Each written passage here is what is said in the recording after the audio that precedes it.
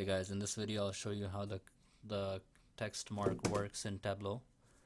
So in order to use the text mark, let's create a basic chart.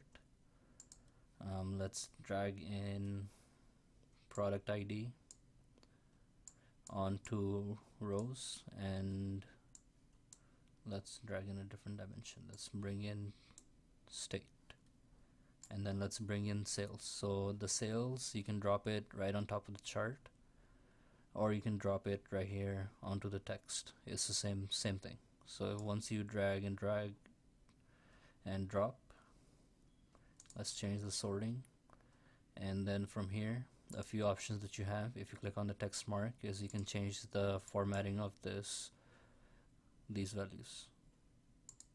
So you can increase the value, change the font, bold it, press apply, press OK.